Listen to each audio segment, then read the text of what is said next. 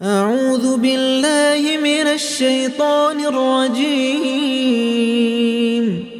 بسم الله الرحمن الرحيم. الحمد لله الذي أنزل على عبده الكتاب ولم يجعل له عوجا قيما لينذر بأسا شديدا من لدنه ويبشر المؤمنين الذين يعملون الصالحات أن لهم أجرا حسنا ماكثين فيه أبدا وينذر الذين قالوا اتخذ الله ولدا ما لهم به من علم ولا لآبائهم كبرت كلمة تخرج من أفواههم إن يقولون إلا كذبا فلعلك باخع نفسك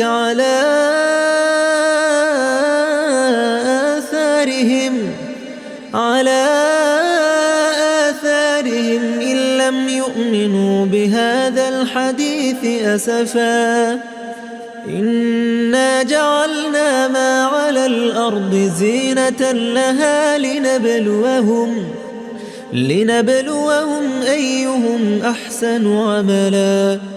وإنا لجاعلون ما عليها صعيدا جرزا أم حسبت أن أصحاب الكهف والرقيم كانوا من آياتنا عجبا إذ أوى الفتية إلى الكهف فقالوا ربنا آتنا من لدنك رحمة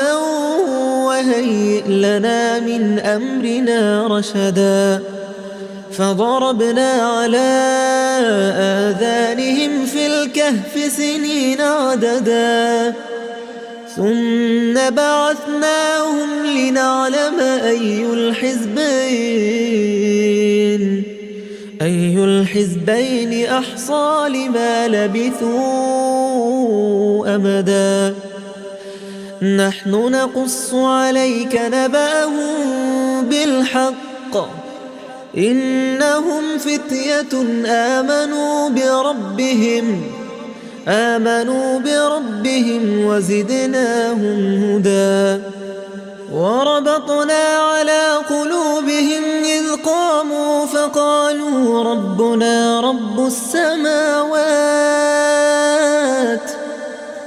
رب السماوات والأرض لن ندعو من دونه إلها لقد قلنا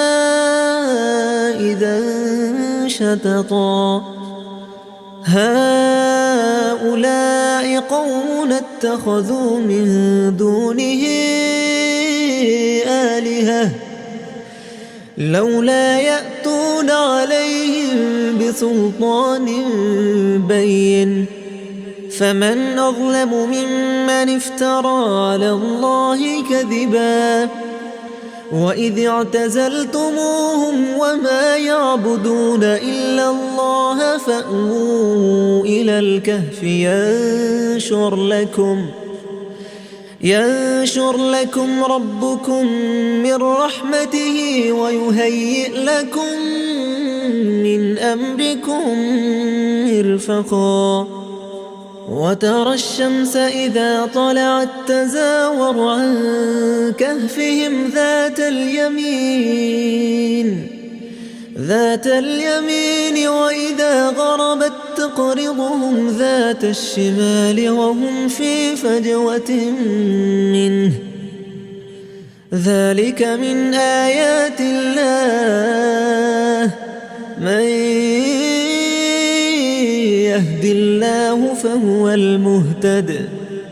ومن يضلل يضلل فلن تجد له وليا مرشدا وتحسبهم أيقاظا وهم رقود ونقلبهم ذات اليمين وذات الشمال وكلبهم باسط ذراعيه بالوصيد لو اطلعت عليهم لوليت منهم فرارا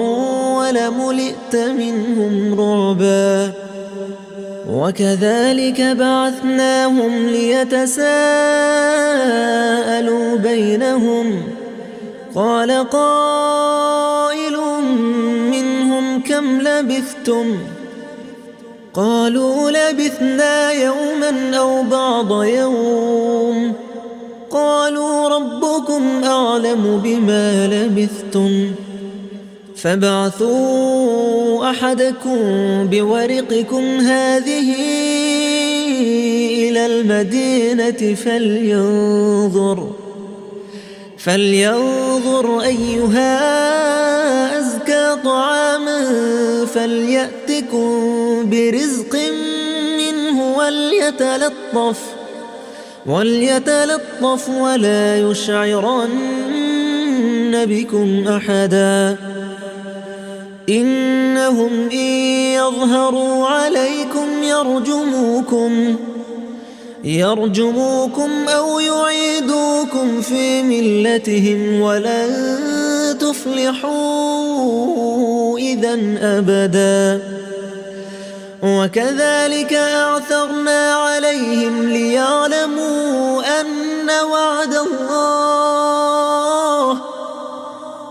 أن وعد الله حق وأن الساعة لا ريب فيها إذ يتنازعون بينهم أمرهم فقالوا ابنوا عليهم بنيانا ربهم أعلم بهم قال الذين غلبوا على أمرهم لنتخذن عليهم مسجدا سيقولون ثلاثة رابعهم كلبهم ويقولون خمسة سادسهم كلبهم رجما بالغيب ويقولون سبعة وثامنهم كلبهم قل ربي أعلم بعدتهم ما يعلمهم إلا قليل فلا تمار فيهم إلا مراء ظاهرا ولا تستفت فيهم منهم أحدا ولا تقولن لشيء إني فاعل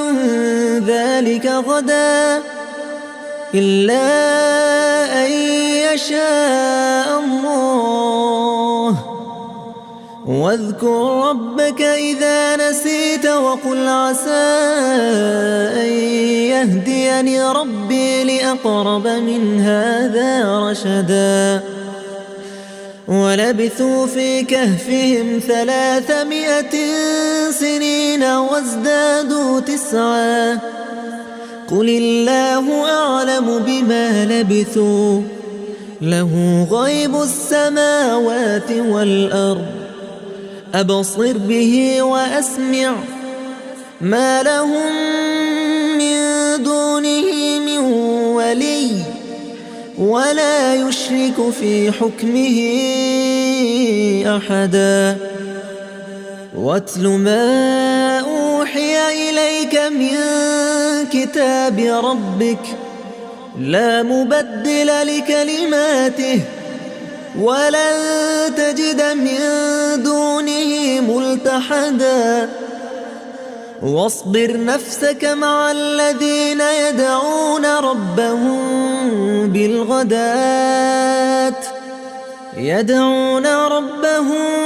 بالغداة والعشي يريدون وجهه ولا تعد عيناك عنهم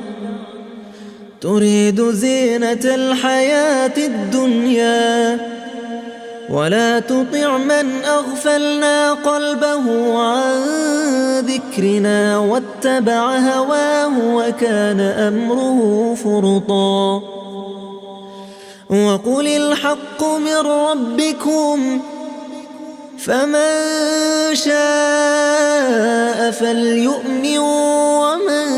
شاء فليكفر إنا أعتدنا للظالمين نارا أحاط بهم سرادقها وإن يستغيثوا يغاثوا بماء كالمهل يشوي الوجوه بئس الشراب وساءت مرتفقا إن الذين آمنوا وعملوا الصالحات إنا لا نضيع أجر من أحسن عملا أولئك لهم جنات عدن تجري من تحتهم الأنهار يحلون فيها من أساور من ذهب ويلبسون ثيابا خضرا من سندس واستبرق متكئين فيها على الأرائك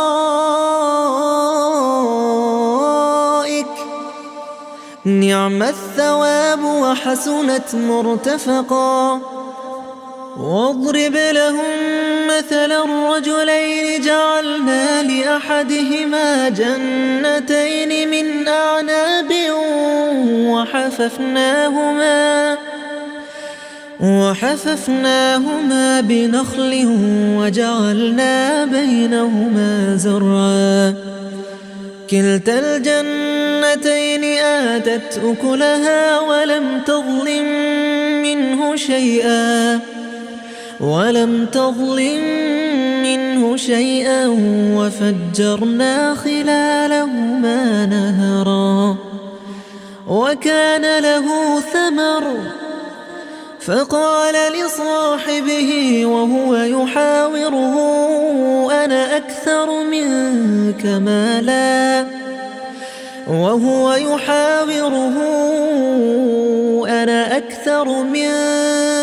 مالا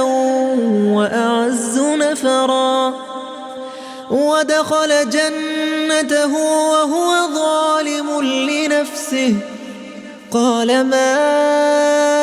أظن أن تبيد هذه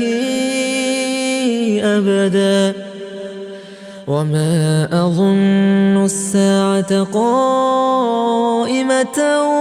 ولئن رددت إلى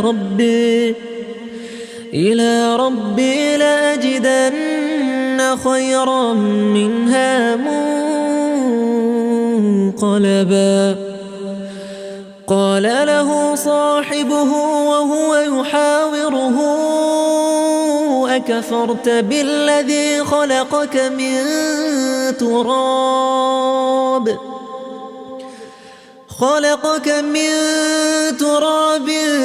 ثم من نطفة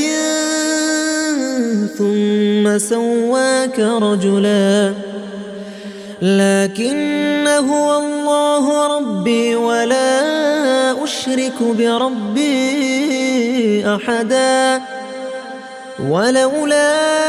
إذ دخلت جنتك قلت ما شاء الله لا قوة إلا بالله إن ترني أنا أقل منك مالا وولدا فعسى ربي أن يؤتيني خيرا من جنتك ويرسل عليها حسبانا من السماء فتصبح صعيدا زلقا، أو يصبح ماؤها غورا فلن تستطيع له طلبا. وأحيط بثمره فأصبح يقلب كفيه على ما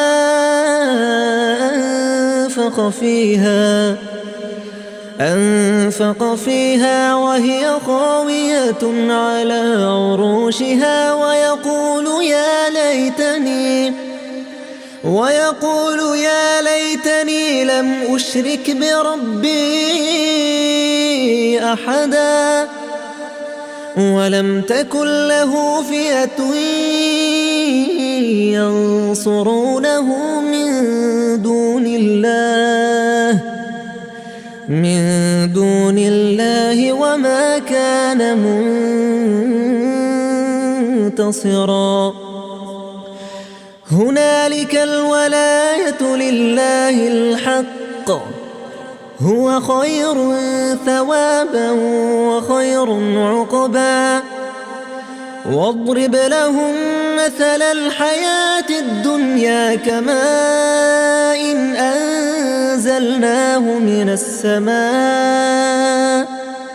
من السماء فاختلط به نبات الأرض فأصبح هشيما تذروه الرياح وكان الله على كل شيء مقتدرا. المال والبنون زينة الحياة الدنيا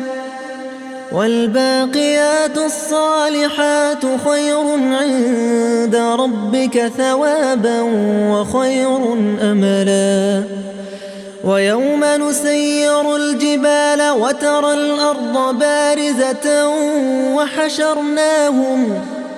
وحشرناهم فلم نغادر منهم أحدا وعرضوا على ربك صفا لقد جئتمونا كما خلقناكم أول مرة بل زعمتم أن لن نجعل لكم موعدا. ووضع الكتاب فترى المجرمين مشفقين مما فيه ويقولون يا ويلتنا ما لهذا الكتاب لا يغادر صغيرة ولا كبيرة إلا أحصاها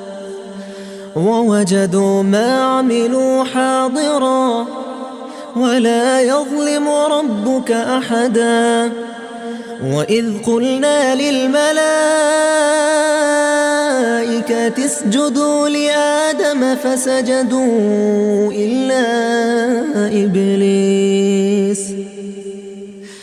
كان من الجن ففسق عن أمر ربه أفتتخذونه وذريته أولياء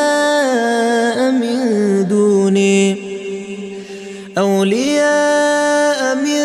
دوني وهم لكم عدو بئس للظالمين بدلا. ما أشهدتهم خلق السماوات والأرض ولا خلق أنفسهم وما كنت متخذ المضلين عضدا. ويوم يقول نادوا شركائي الذين زعمتم فدعوهم فلم يستجيبوا لهم وجعلنا بينهم موبقا. ورأى المجرمون النار فظنوا أنهم مواقعوها ولم يجدوا عنها مصرفا. ولقد صرفنا في هذا القرآن للناس من كل مثل وكان الإنسان أكثر شيء جدلا. وما منع الناس أن يؤمنوا إذ جاءهم الهدى ويستغفروا ربهم إلا أن تأتيهم سنة الأولين أو يأتيهم العذاب قبلا. وما نرسل المرسلين إلا مبشرين ومنذرين ويجادل الذين كفروا بالباطل ليدحضوا به الحق واتخذوا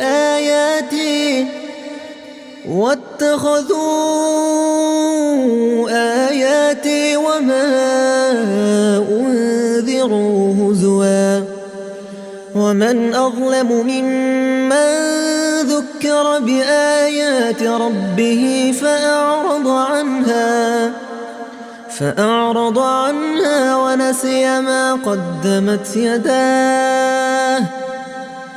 إنا جعلنا على قلوبهم أكنة أن يفقهوه وفي آذانهم وقرا وإن تدعهم إلى الهدى فلن يهتدوا إذا أبدا. وربك الغفور ذو الرحمة لو يؤاخذهم بما كسبوا لعجل لهم العذاب بل لهم موعد لن يجدوا من دونه موئلا. وتلك القرى أهلكناهم لما ظلموا وجعلنا لمهلكهم موعدا. وإذ قال موسى لفتاه لا أبرح حتى أبلغ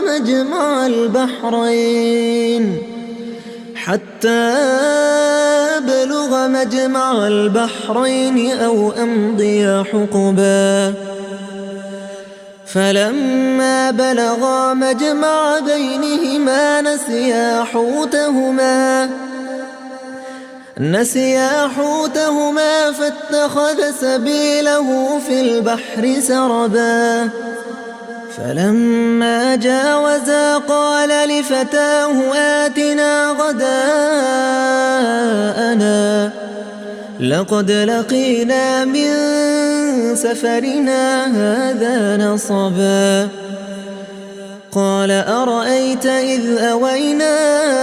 إلى الصخرة فإني نسيت الحوت وما أنسانيه إلا الشيطان أن أذكره واتخذ سبيله في البحر عجبا. قال ذلك ما كنا نبغ فارتدا على آثارهما قصصا فوجدا عبدا من عبادنا آتيناه رحمة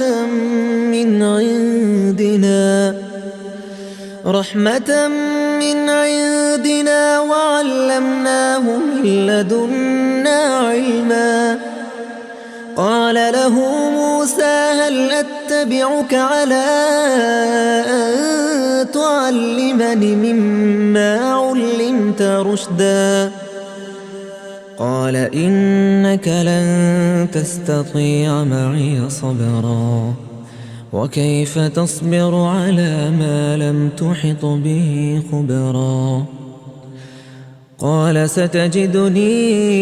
إن شاء الله صابرا إن شاء الله صابرا ولا أعصي لك أمرا قال فإن اتبعتني فلا تسألني عن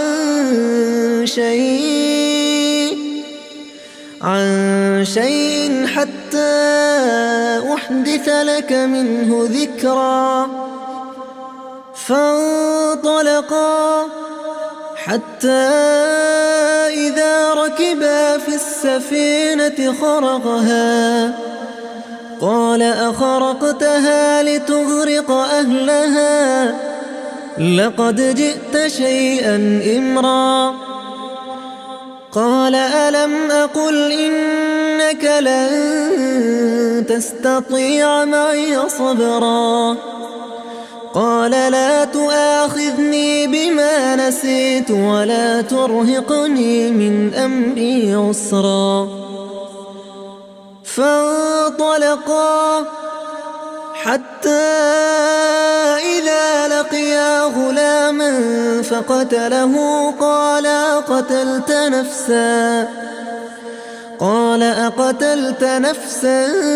زكية بغير نفس لقد جئت شيئا نكرا قال ألم أقل لك إنك لن تستطيع معي صبرا قال إن سألتك عن شيء بعدها فلا تصاحبني قد بلغت من لدني عذرا فانطلقا حتى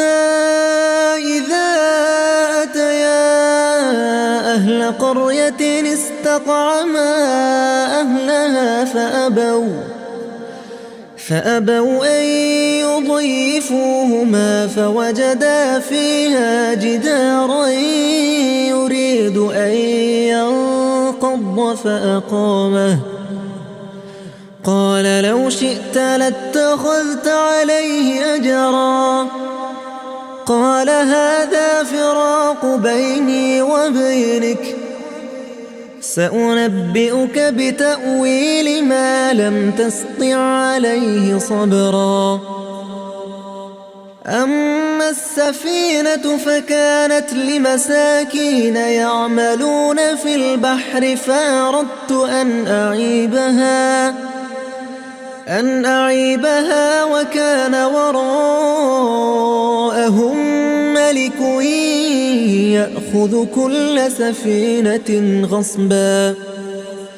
وأما الغلام فكان أبواه مؤمنين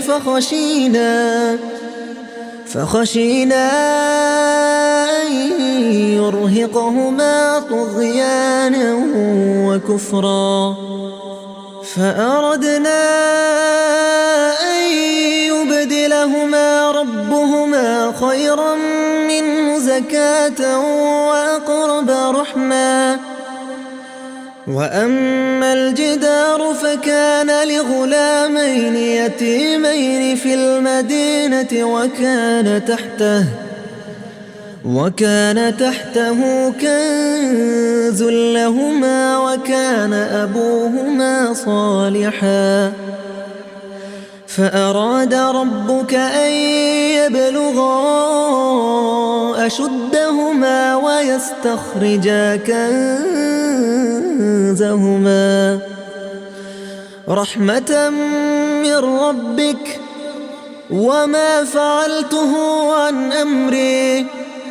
ذلك تأويل ما لم تسطع عليه صبرا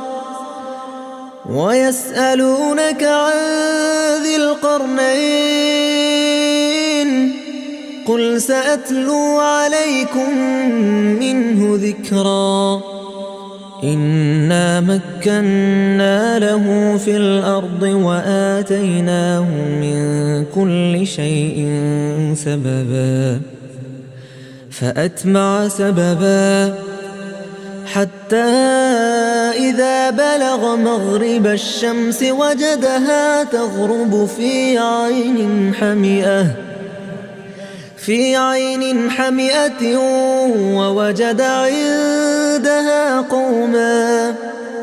قلنا يا ذا القرنين إما أن تعذب وإما أن تتخذ فيهم حسنا قال أما من ظلم فسوف نعذبه ثم يرد إلى ربه فيعذبه عذابا نكرا وأما من آمن وعمل صالحا فله جزاء الحسنى وسنقول له من أمرنا يسرا ثم أتبع سببا حتى إذا بلغ مطلع الشمس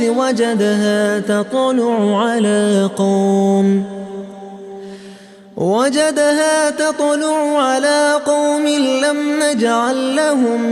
من دونها سترا كذلك وقد أحطنا بما لديه خبرا ثم أتبع سببا حتى إذا بلغ بين السدين وجد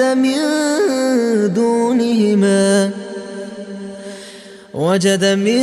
دونهما قوما لا يكادون يفقهون قولا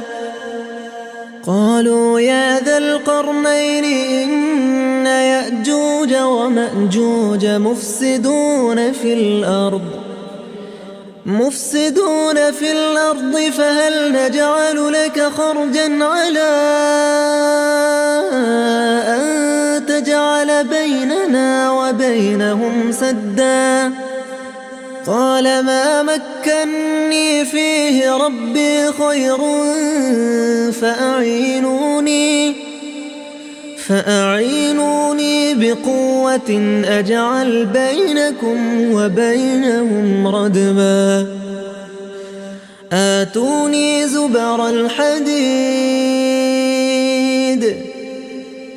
حتى إذا ساوى بين الصدفين قال انفخوا حتى إذا جعله نارا قال آتوني أفرغ عليه قطرا فما استطاعوا أن يظهروه وما استطاعوا له نقبا قال هذا رحمة من ربي فإذا جاء وعد ربي جعله دكا وكان وعد ربي حقا وتركنا بعضهم يومئذ يموج في بعض ونفخ في الصور فجمعناهم جمعا وعرضنا جهنم يومئذ للكافرين عرضا الذين كانت أعينهم في غطاء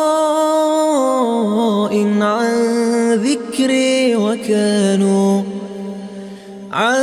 ذكري وكانوا لا يستطيعون سمعا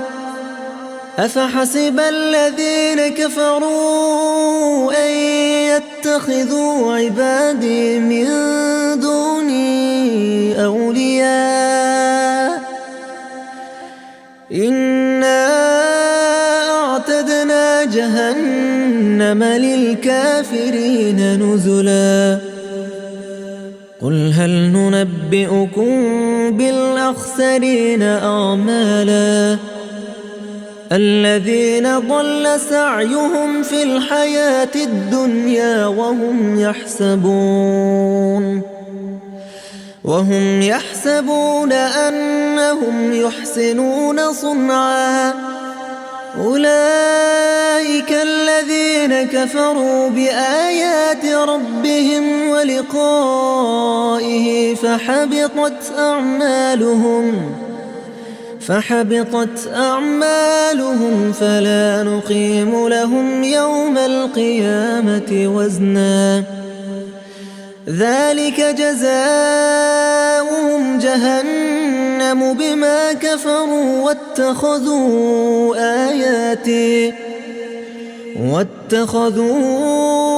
آياتي ورسلي هزوا إن الذين آمنوا وعملوا الصالحات كانت لهم جنات الفردوس نزلا خالدين فيها لا يبغون عنها حولا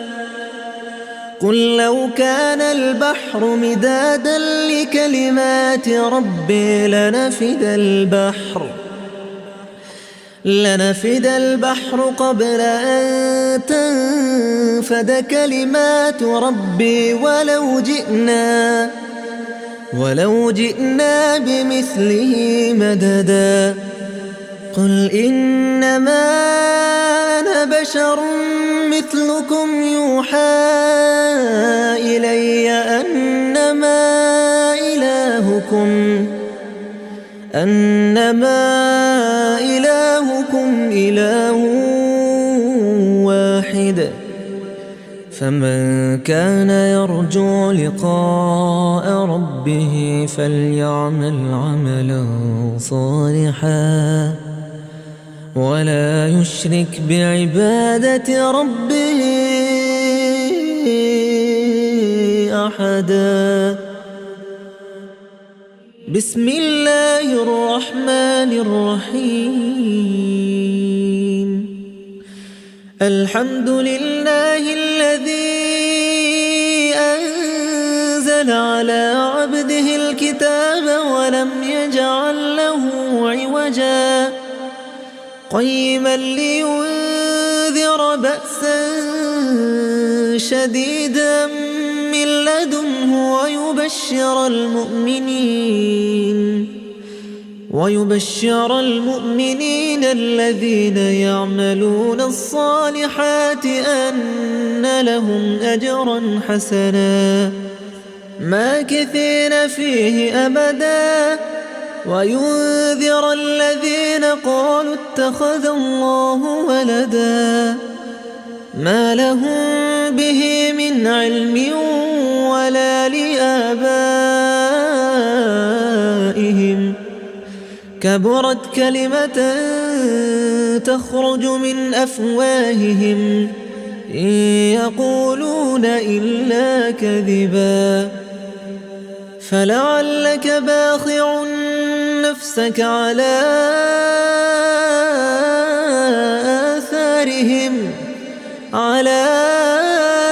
آثارهم إن لم يؤمنوا بهذا الحديث أسفا إنا جعلنا ما على الأرض زينة لها لنبلوهم أيهم أحسن عملا وإنا لجاعلون ما عليها صعيدا جرزا أم حسبت أن أصحاب الكهف والرقيم كانوا من آياتنا عجبا إذ أوى الفتية إلى الكهف فقالوا ربنا آتنا من لدنك رحمة وهيئ لنا من أمرنا رشدا فضربنا على آذانهم في الكهف سنين عددا ثم بعثناهم لنعلم أي الحزبين أحصى لما لبثوا أمدا. نحن نقص عليك نبأهم بالحق إنهم فتية آمنوا بربهم وزدناهم هدى. وربطنا على قلوبهم إذ قاموا فقالوا ربنا رب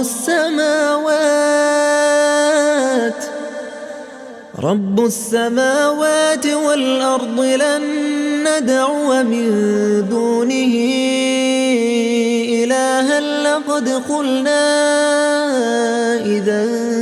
شططا. هؤلاء قوم اتخذوا من دونه آلهة لولا يأتون عليهم بسلطان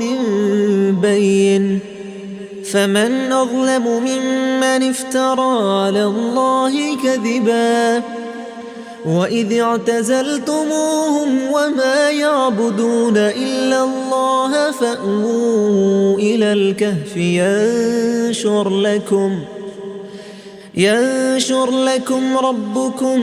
من رحمته ويهيئ لكم من أمركم مرفقا. وترى الشمس إذا طلعت تزاور عن كهفهم ذات اليمين وإذا غربت تقرضهم ذات الشمال وهم في فجوة منه. ذلك من آيات الله من يهد الله فهو المهتد ومن يضلل فلن تجد له وليا مرشدا. وتحسبهم أيقاظا وهم رقود ونقلبهم ذات اليمين وذات الشمال وكلبهم باسط ذراعيه بالوصيد. لو اطلعت عليهم لوليت منهم فرارا ولملئت منهم رعبا.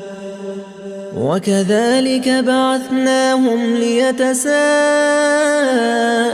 بينهم قال قائل منهم كم لبثتم قالوا لبثنا يوما أو بعض يوم قالوا ربكم أعلم بما لبثتم فابعثوا أحدكم بورقكم هذه إلى المدينة فلينظر أيها أزكى طعاما فليأتكم برزق منه وليتلطف ولا يشعرن بكم أحدا. إنهم إن يظهروا عليكم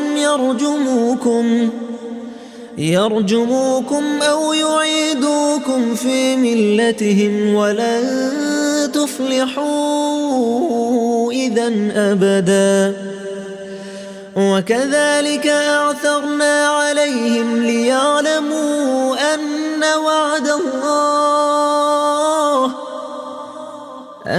وعد الله حق وأن الساعة لا ريب فيها إذ يتنازعون بينهم أمرهم فقالوا ابنوا عليهم بنيانا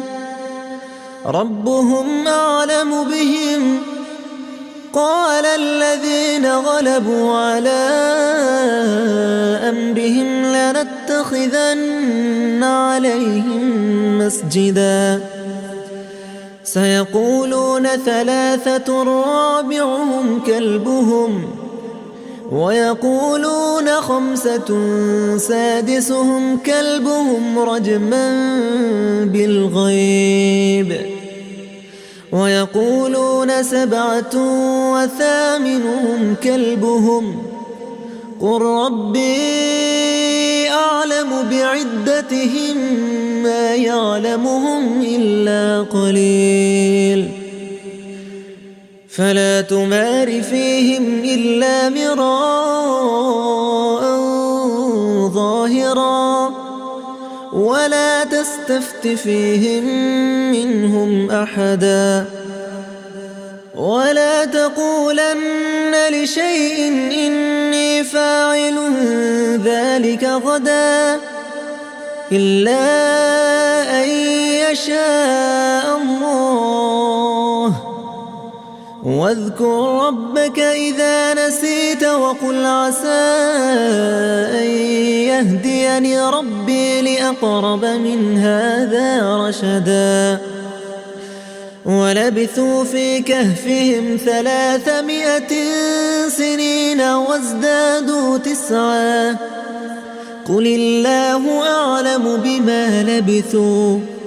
له غيب السماوات والأرض أبصر به وأسمع ما لهم من دونه من ولي ولا يشرك في حكمه أحدا واتل ما أوحي إليك من كتاب ربك لا مبدل لكلماته ولن تجد من دونه ملتحدا واصبر نفسك مع الذين يدعون ربهم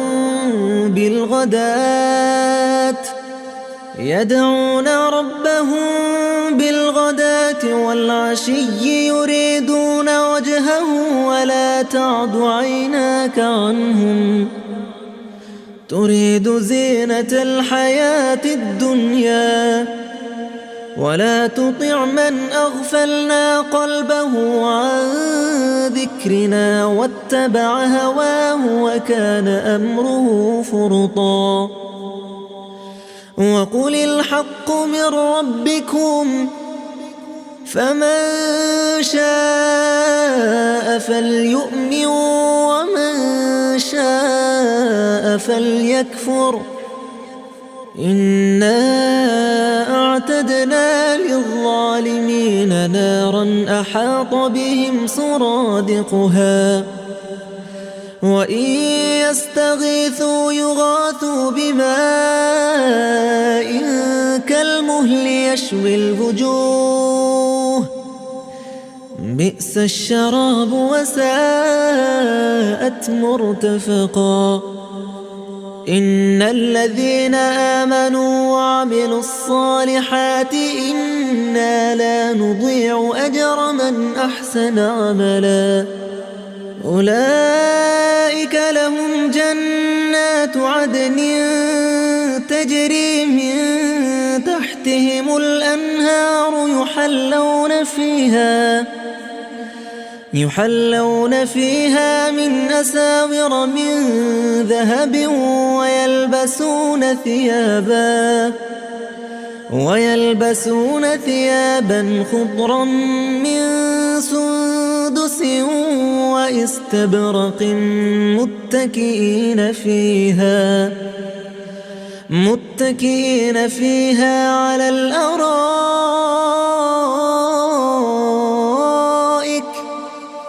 نعم الثواب وحسنت مرتفقا واضرب لهم مثلا الرجلين جعلنا لأحدهما جنتين من أعناب وحففناهما بنخل وجعلنا بينهما زرعا كلتا الجنتين آتت أكلها ولم تظلم منه شيئا وفجرنا خلالهما نهرا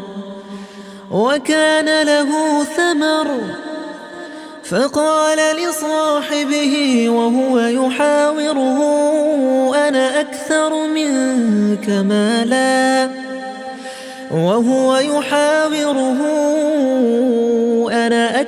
منك مالا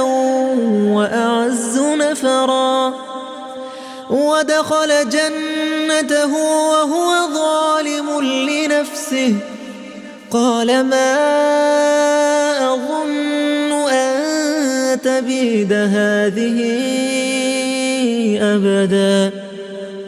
وما أظن الساعة قائمة ولئن رددت إلى ربي لأجدن خيرا منها منقلبا قال له صاحبه وهو يحاوره أكفرت بالذي خلقك من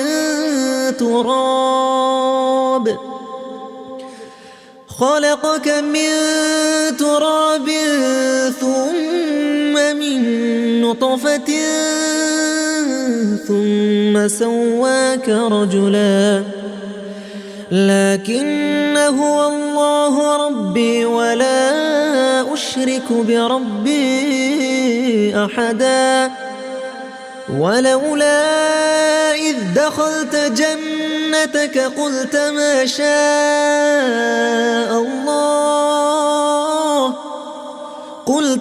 شاء الله لا قوة إلا بالله إن ترني أنا أقل منك مالا وولدا فعسى ربي أن يؤتيني خيرا من جنتك ويرسل عليها حسبانا من السماء فتصبح صعيدا زلقا أو يصبح ماؤها غورا فلن تستطيع له طلبا وأحيط بثمره فأصبح يقلب كفيه على ما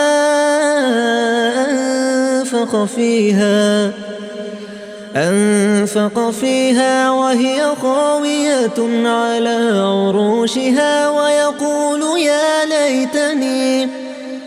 ويقول يا ليتني لم أشرك بربي أحدا ولم تكن له فئة ينصرونه من دون الله وما كان منتصرا هنالك الولاية لله الحق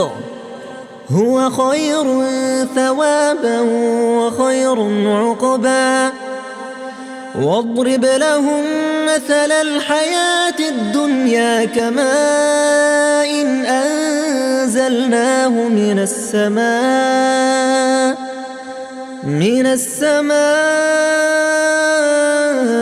فاختلط به نبات الأرض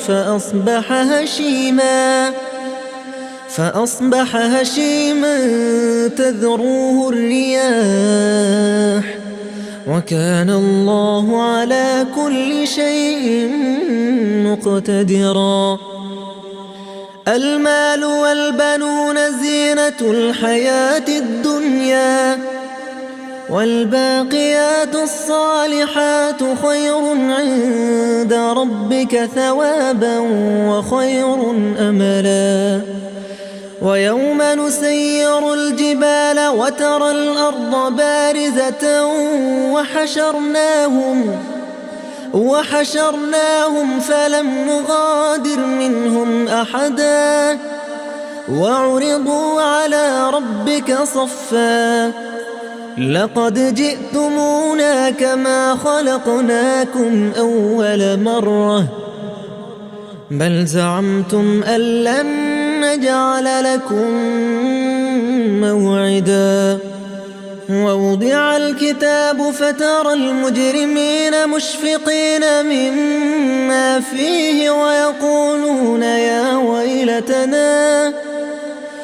ويقولون يا ويلتنا ما لهذا الكتاب لا يغادر صغيرة ولا كبيرة إلا أحصاها ووجدوا ما عملوا حاضرا ولا يظلم ربك أحدا وإذ قلنا للملائكة اسجدوا لآدم فسجدوا إلا إبليس كان من الجن ففسق عن أمر ربه أفتتخذونه وذريته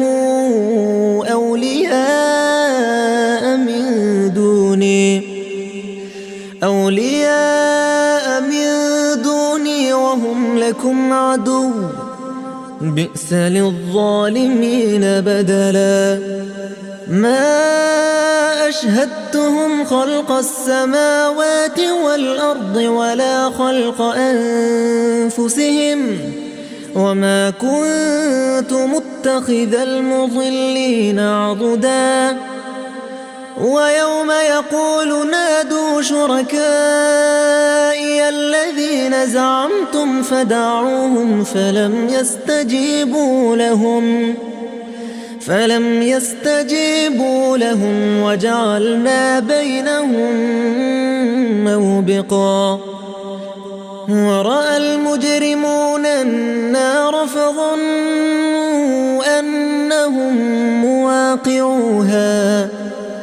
أنهم مواقعوها ولم يجدوا عنها مصرفا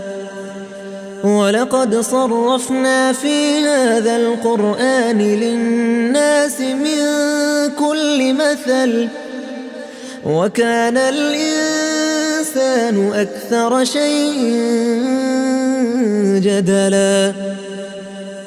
وما منع الناس أن يؤمنوا إذ جاءهم الهدى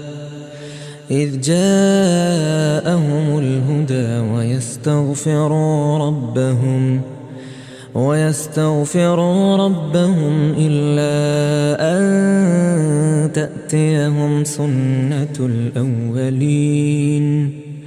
سنة الأولين أو يأتيهم العذاب قبلا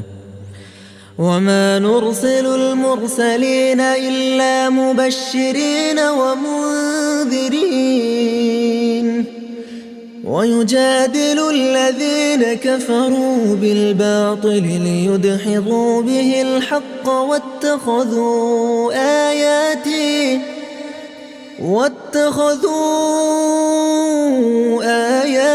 وما أنذروا هزوا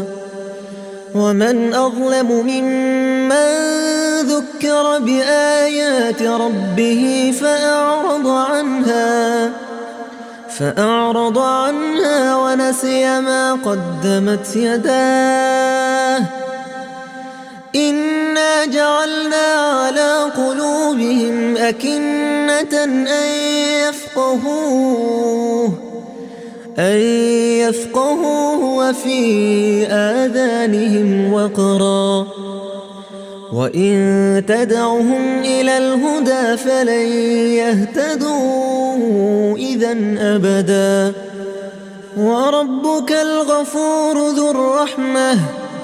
لو يؤاخذهم بما كسبوا لعجل لهم العذاب بل لهم موعد لن يجدوا من دونه موئلا وتلك القرى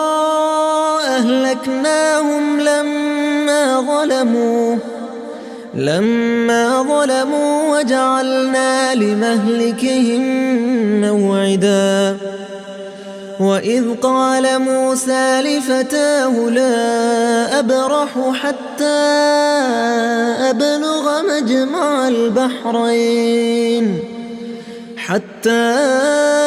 أبلغ مجمع البحرين أو أمضي حقبا فلما بلغا مجمع بينهما نسيا حوتهما فاتخذ سبيله في البحر سربا فلما جاوزا قال لفتاه آتنا غداءنا لقد لقينا من سفرنا هذا نصبا قال أرأيت إذ أوينا إلى الصخرة فإني نسيت الحوت وما أنسانيه إلا الشيطان أن أذكره واتخذ سبيله في البحر عجبا قال ذلك ما كنا نبغ فارتدا على آثارهما قصصا فوجدا عبدا من عبادنا آتيناه رحمة من عندنا وعلمناه من لدنا علما قال له موسى هل أتبعك على أن تعلمني مما علمت رشدا قال إنك لن تستطيع معي صبرا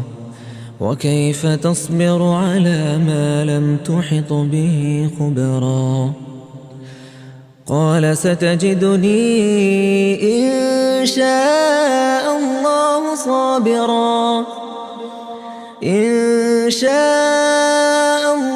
صابرا ولا أعصي لك أمرا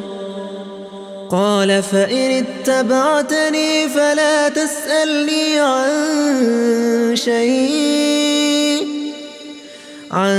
شيء حتى أحدث لك منه ذكرا فانطلقا حتى إذا ركبا في السفينة خرقها قال أخرقتها لتغرق أهلها لقد جئت شيئا إمرا قال ألم أقل إنك لن تستطيع معي صبرا قال لا تؤاخذني بما نسيت ولا ترهقني من أمري عسرا فانطلقا حتى إذا لقيا غلاما فقتله قال أقتلت نفسا زكية بغير نفس لقد جئت شيئا نكرا قال ألم أقل لك إنك لن تستطيع معي صبرا قال إن سألتك عن شيء بعدها فلا تصاحبني قد بلغت من لدني عذرا فانطلقا حتى إذا أتيا أهل قرية استطعما أهلها فأبوا أن يضيفوهما فوجدا فيها جدارا يريد أن ينقض فأقامه قال لو شئت لاتخذت عليه أجرا قال هذا فراق بيني وبينك سأنبئك بتأويل ما لم تسطع عليه صبرا أما السفينة فكانت لمساكين يعملون في البحر فأردت أن أعيبها وكان وراءهم ملك يأخذ كل سفينة غصبا وأما الغلام فكان أبواه مؤمنين فخشينا أن يرهقهما طغيانا وكفرا فأردنا أن يبدلهما ربهما خيرا منه زكاة وأقرب رحما وأما الجدار فكان لغلامين يتيمين في المدينة وكان تحته كنز لهما وكان أبوهما صالحا فأراد ربك أن يبلغا أشدهما ويستخرجا كنزهما رحمة من ربك وما فعلته عن أمري ذلك تأويل ما لم تسطع عليه صبرا ويسألونك عن ذي القرنين قل سأتلو عليكم منه ذكرا إنا مكنا له في الأرض وآتيناه من كل شيء سببا فأتبع سببا حتى إذا بلغ مغرب الشمس وجدها تغرب في عين حمئة ووجد عندها قوما قلنا يا ذا القرنين إما أن تعذب وإما أن تتخذ فيهم حسنا قال أما من ظلم فسوف نعذبه ثم يرد إلى ربه فيعذبه عذابا نكرا وأما من آمن وعمل صالحا فله جزاء الحسنى وسنقول له من أمرنا يسرا ثم أتبع سببا حتى إذا بلغ مطلع الشمس وجدها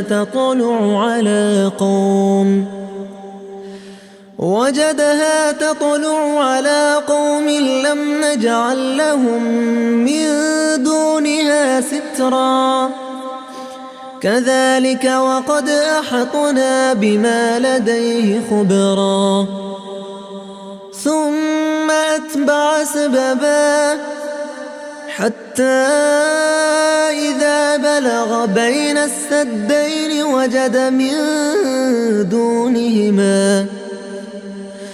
وجد من دونهما قوما لا يكادون يفقهون قولا قالوا يا ذا القرنين إن يأجوج ومأجوج مفسدون في الأرض فهل نجعل لك خرجا على أن تجعل بيننا وبينهم سدا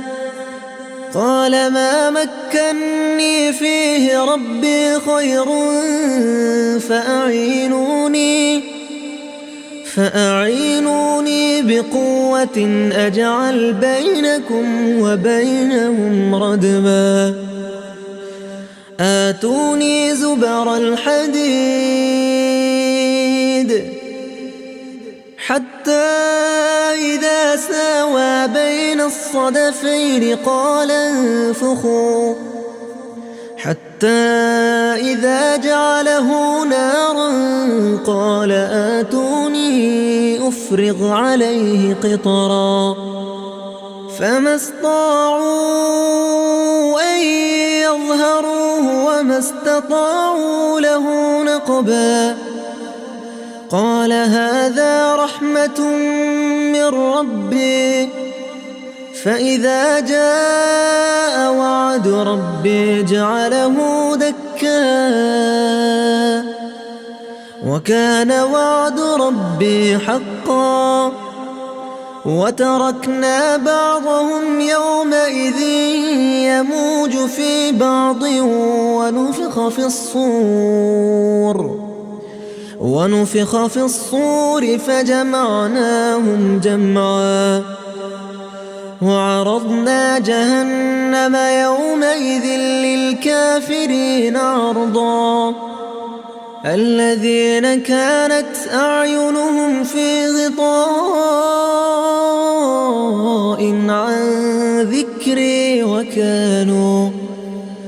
عن ذكري وكانوا لا يستطيعون سمعا أفحسب الذين كفروا أن يتخذوا عبادي من دوني أولياء إنا أعتدنا جهنم للكافرين نزلا قل هل ننبئكم بالأخسرين أعمالا الذين ضل سعيهم في الحياة الدنيا وهم يحسبون أنهم يحسنون صنعا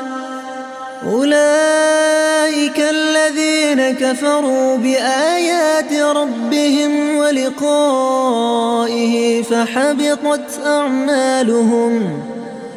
فحبطت أعمالهم فلا نقيم لهم يوم القيامة وزنا ذلك جزاؤهم جهنم بما كفروا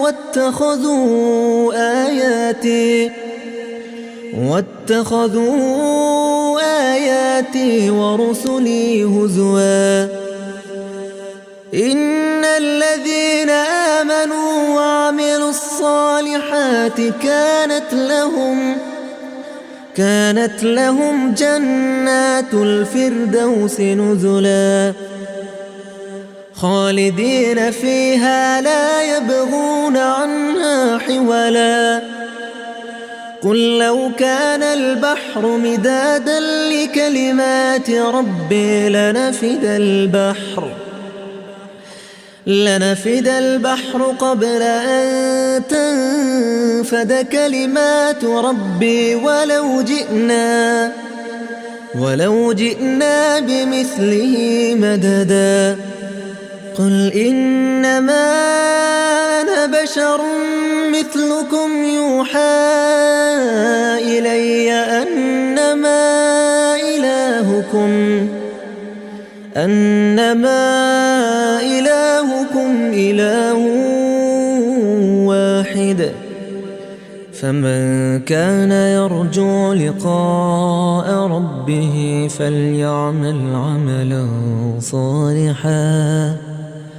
ولا يشرك بعبادة ربه أحدا بسم الله الرحمن الرحيم الحمد لله الذي أنزل أنزل على عبده الكتاب ولم يجعل له عوجا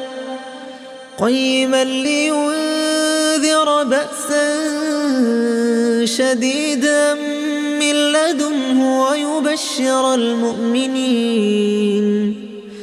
ويبشر المؤمنين الذين يعملون الصالحات أن لهم أجرا حسنا ماكثين فيه أبدا وينذر الذين قالوا اتخذ الله ولدا ما لهم به من علم ولا لآبائهم كبرت كلمة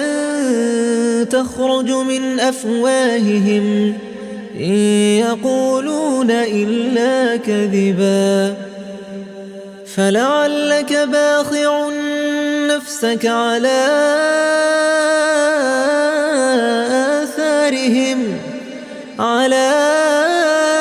آثارهم إن لم يؤمنوا بهذا الحديث أسفا إنا جعلنا ما على الأرض زينة لها لنبلوهم أيهم أحسن عملا وإنا لجاعلون ما عليها صعيدا جرزا أم حسبت أن أصحاب الكهف والرقيم كانوا من آياتنا عجبا إذ أوى الفتية إلى الكهف فقالوا ربنا آتنا من لدنك رحمة وهيئ لنا من أمرنا رشدا فضربنا على آذانهم في الكهف سنين عددا ثم بعثناهم لنعلم أي الحزبين أحصى لما لبثوا أمدا نحن نقص عليك نبأهم بالحق إنهم فتية آمنوا بربهم وزدناهم هدى وربطنا على قلوبهم إذ قاموا فقالوا ربنا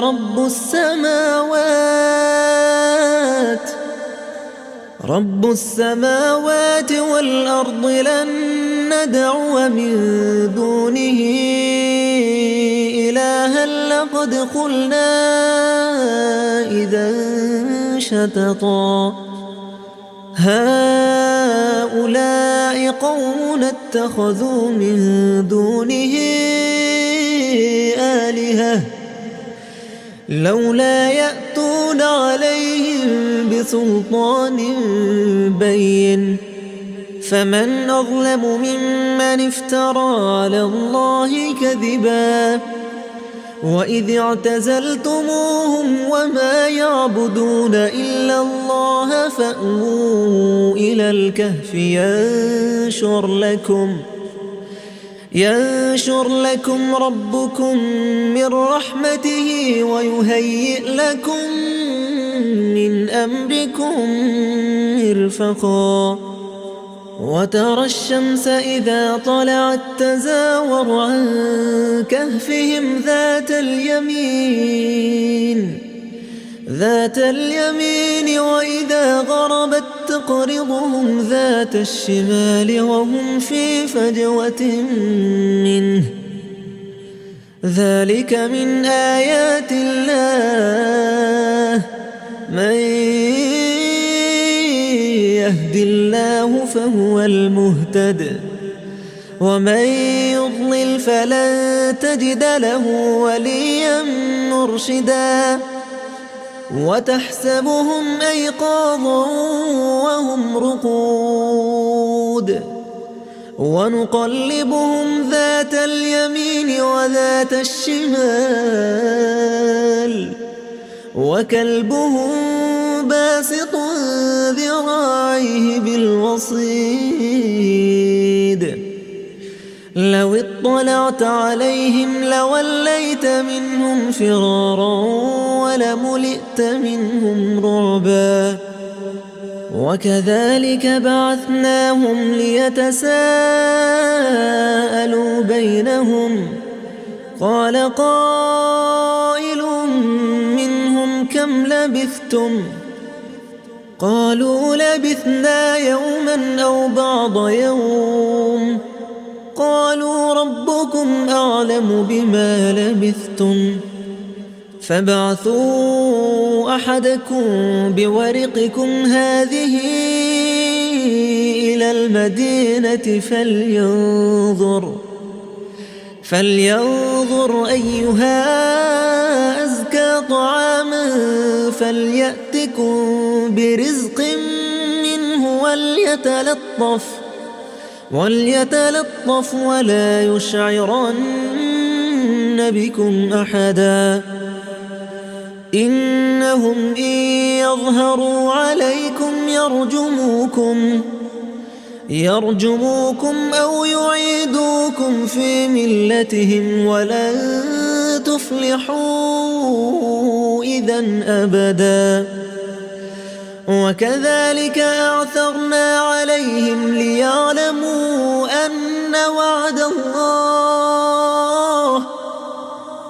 أن وعد الله حق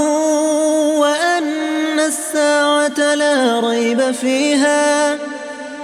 إذ يتنازعون بينهم أمرهم فقالوا ابنوا عليهم بنيانا ربهم أعلم بهم قال الذين غلبوا على أمرهم لنتخذن عليهم مسجدا سيقولون ثلاثة رابعهم كلبهم ويقولون خمسة سادسهم كلبهم رجما بالغيب ويقولون سبعة وثامنهم كلبهم قل ربي أعلم بعدتهم ما يعلمهم إلا قليل فلا تمار فيهم إلا مراء ظاهرا ولا تستفت فيهم منهم أحدا ولا تقولن لشيء إني فاعل ذلك غدا إلا أن يشاء الله واذكر ربك إذا نسيت وقل عسى أن يهديني ربي لأقرب من هذا رشدا ولبثوا في كهفهم 300 سنين وازدادوا 9 قل الله أعلم بما لبثوا له غيب السماوات والأرض أبصر به وأسمع ما لهم من دونه من ولي ولا يشرك في حكمه أحدا واتل ما أوحي إليك من كتاب ربك لا مبدل لكلماته ولن تجد من دونه ملتحدا واصبر نفسك مع الذين يدعون ربهم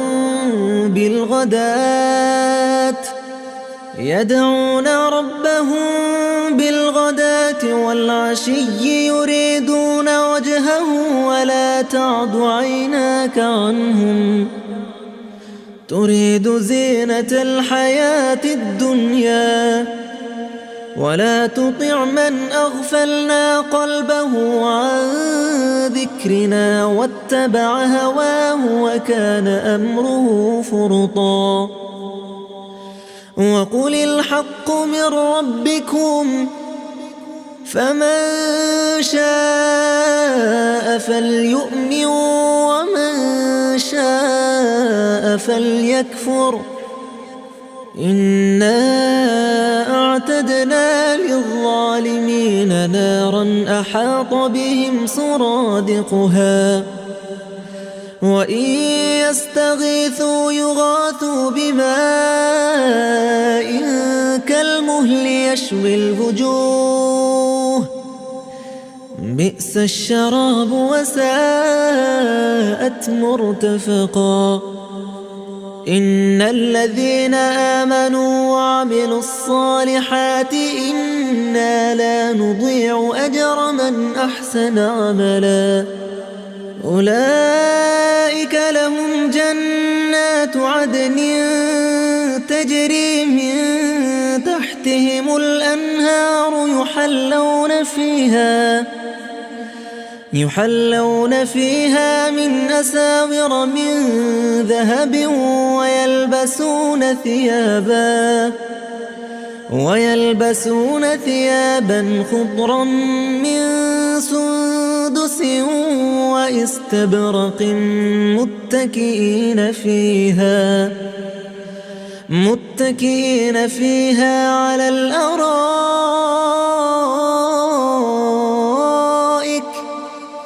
نعم الثواب وحسنت مرتفقا واضرب لهم مثلا الرجلين جعلنا لأحدهما جنتين من أعناب وحففناهما بنخل وجعلنا بينهما زرعا كلتا الجنتين آتت أكلها ولم تظلم منه شيئا وفجرنا خلالهما نهرا وكان له ثمر فقال لصاحبه وهو يحاوره أنا أكثر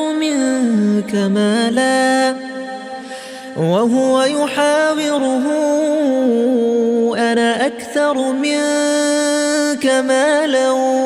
وأعز نفرا ودخل جنته وهو ظالم لنفسه قال ما أظن أن تبيد هذه أبدا وما أظن الساعة قائمة ولئن رددت إلى ربي لأجدن خيرا منها منقلبا قال له صاحبه وهو يحاوره أكفرت بالذي خلقك من تراب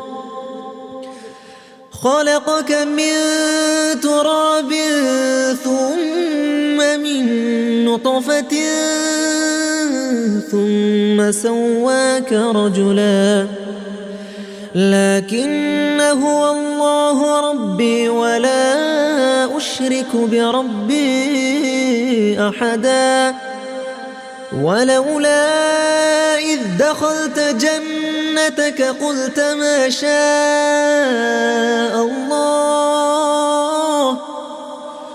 ما شاء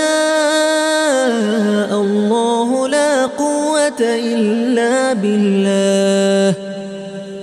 إن ترني أنا أقل منك مالا وولدا فعسى ربي أن يؤتيني خيرا من جنتك ويرسل عليها حسبانا من السماء فتصبح صعيدا زلقا أو يصبح ماؤها غورا فلن تستطيع له طلبا وأحيط بثمره فأصبح يقلب كفيه على ما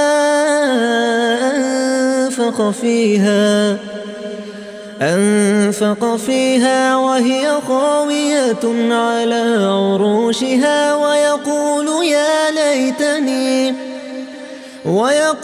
يا ليتني لم أشرك بربي أحدا ولم تكن له فئة ينصرونه من دون الله وما كان منتصرا هنالك الولاية لله الحق هو خير ثوابا وخير عقبا واضرب لهم مثل الحياة الدنيا كماء أنزلناه من السماء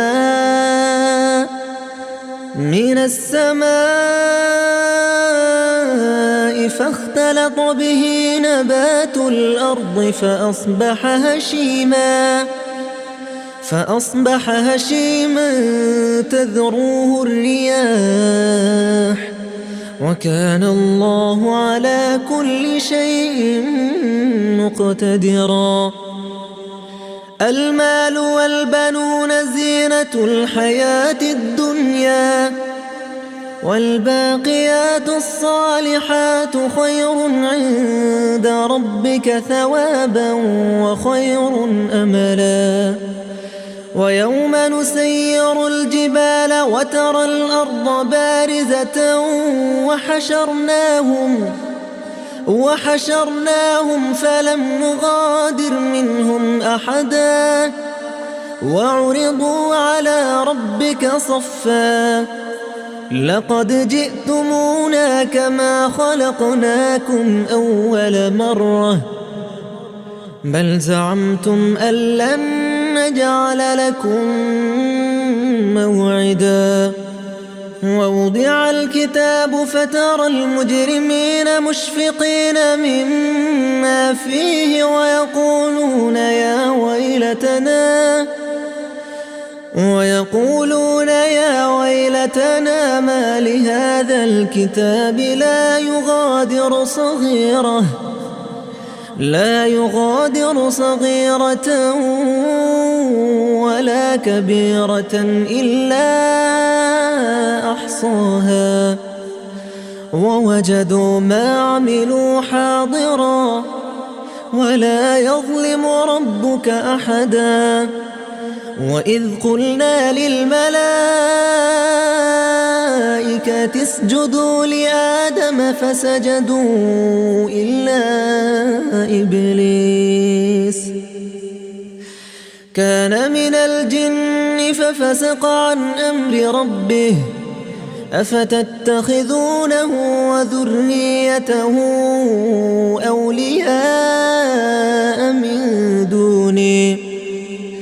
أولياء من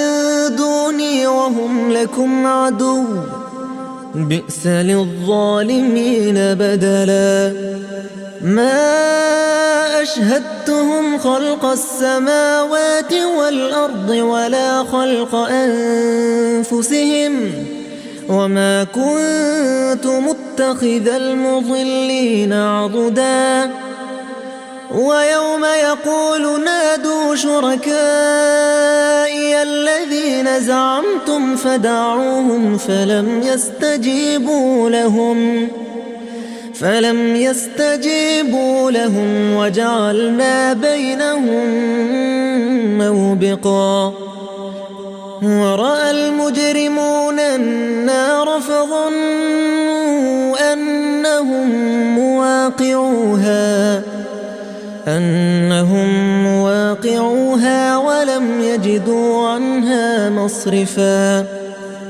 ولقد صرفنا في هذا القرآن للناس من كل مثل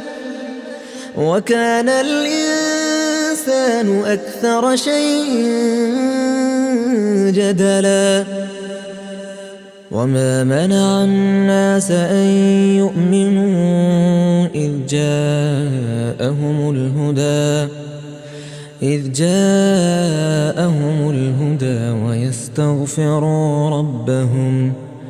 ويستغفروا ربهم إلا أن تأتيهم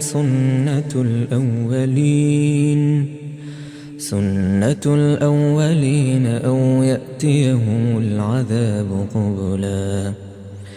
وما نرسل المرسلين إلا مبشرين ومنذرين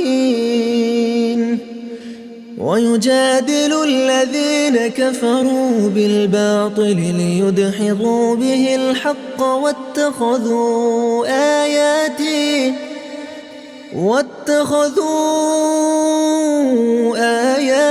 وما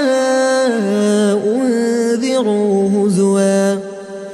ومن أظلم ممن ذكر بآيات ربه فأعرض عنها ونسي ما قدمت يداه إنا جعلنا على قلوبهم أكنة أن يفقهوه وفي آذانهم وقرا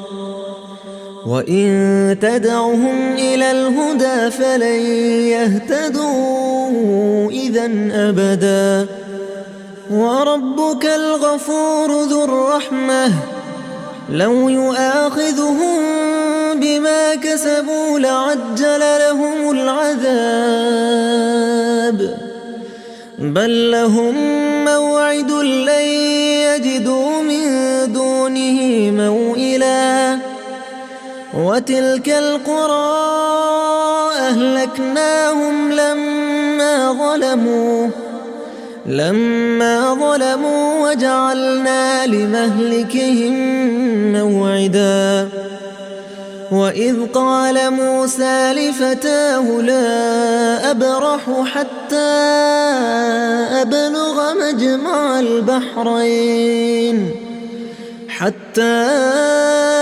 أبلغ مجمع البحرين أو أمضي حقبا فلما بلغا مجمع بينهما نسيا حوتهما فاتخذ سبيله في البحر سربا فلما جاوزا قال لفتاه آتنا غداءنا لقد لقينا من سفرنا هذا نصبا قال أرأيت إذ أوينا إلى الصخرة فإني نسيت الحوت وما أنسانيه إلا الشيطان أن أذكره واتخذ سبيله في البحر عجبا قال ذلك ما كنا نبغ فارتدا على آثارهما قصصا فوجدا عبدا من عبادنا آتيناه رحمة من عندنا وعلمناه من لدنا علما قال له موسى هل أتبعك على أن تعلمني مما علمت رشدا قال إنك لن تستطيع معي صبرا وكيف تصبر على ما لم تحط به خبرا قال ستجدني إن شاء الله صابرا إن شاء الله صابرا ولا أعصي لك أمرا. قال فإن اتبعتني فلا تسألني عن شيء حتى أحدث لك منه ذكرا. فانطلقا حتى إذا ركبا في السفينة خرقها قال أخرقتها لتغرق أهلها لقد جئت شيئا إمرا. قال ألم أقل إنك لن تستطيع معي صبرا. قال لا تؤاخذني بما نسيت ولا ترهقني من أمري عسرا. فانطلقا حتى إذا لقيا غلاما فقتله قال أقتلت نفسا زكية بغير نفس لقد جئت شيئا نكرا. قال ألم أقل لك إنك لن تستطيع معي صبرا. قال إن سألتك عن شيء بعدها فلا تصاحبني قد بلغت من لدني عذرا. فانطلقا حتى إذا أتيا أهل قرية استطعما أهلها فأبوا أن يضيفوهما فوجدا فيها جدارا يريد أن ينقض فأقامه. قال لو شئت لاتخذت عليه أجرا. قال هذا فراق بيني وبينك سأنبئك بتأويل ما لم تسطع عليه صبرا. أما السفينة فكانت لمساكين يعملون في البحر فأردت أن أعيبها وكان وراءهم ملك يأخذ كل سفينة غصبا. وأما الغلام فكان أبواه مؤمنين فخشينا أن يرهقهما طغيانا وكفرا. فأردنا أن يبدلهما ربهما خيرا منه زكاة وأقرب رحما. وأما الجدار فكان لغلامين يتيمين في المدينة وكان تحته كنز لهما وكان أبوهما صالحا. فأراد ربك أن يبلغا أشدهما ويستخرجا كنزهما رحمة من ربك وما فعلته عن أمري ذلك تأويل ما لم تسطع عليه صبرا. ويسألونك عن ذي القرنين قل سأتلو عليكم منه ذكرا. إنا مكنا له في الأرض وآتيناه من كل شيء سببا فأتبع سببا حتى إذا بلغ مغرب الشمس وجدها تغرب في عين حمئة ووجد عندها قوما. قلنا يا ذا القرنين إما أن تعذب وإما أن تتخذ فيهم حسنا. قال أما من ظلم فسوف نعذبه ثم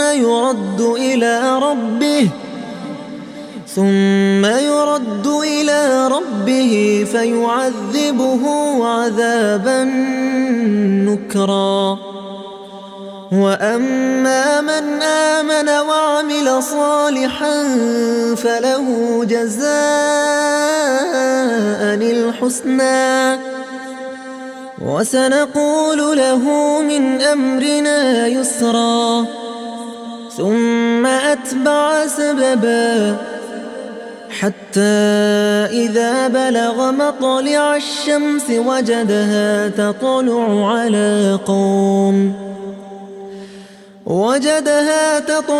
على قوم لم نجعل لهم من دونها سترا. كذلك وقد أحطنا بما لديه خبرا. ثم أتبع سببا حتى إذا بلغ بين السدين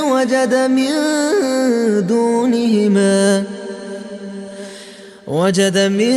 دونهما قوما لا يكادون يفقهون قولا. قالوا يا ذا القرنين إن يأجوج ومأجوج مفسدون في الأرض فهل نجعل لك خرجا على أن تجعل بيننا وبينهم سدا. قال ما مكني فيه ربي خير فأعينوني بقوة أجعل بينكم وبينهم ردما. آتوني زبر الحديد حتى إذا ساوى بين الصدفين قال انفخوا حتى إذا جعله نارا قال آتوني أفرغ عليه قطرا. فما استطاعوا أن يظهروه وما استطاعوا له نقبا. قال هذا رحمة من ربي فإذا جاء وعد ربي جعله دكا وكان وعد ربي حقا. وتركنا بعضهم يومئذ يموج في بعض ونفخ في الصور فجمعناهم جمعا. وعرضنا جهنم يومئذ للكافرين عرضا. الذين كانت أعينهم في غطاء عن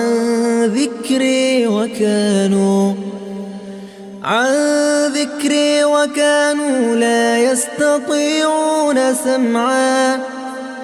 أفحسب الذين كفروا أن يتخذوا عبادي من دوني أولياء. إنا أعتدنا جهنم للكافرين نزلا. قل هل ننبئكم بالأخسرين أعمالا الذين ضل سعيهم في الحياة الدنيا وهم يحسبون أنهم يحسنون صنعا أولئك الذين كفروا بآيات ربهم ولقائه فحبطت أعمالهم فلا نقيم لهم يوم القيامة وزنا ذلك جزاؤهم جهنم بما كفروا واتخذوا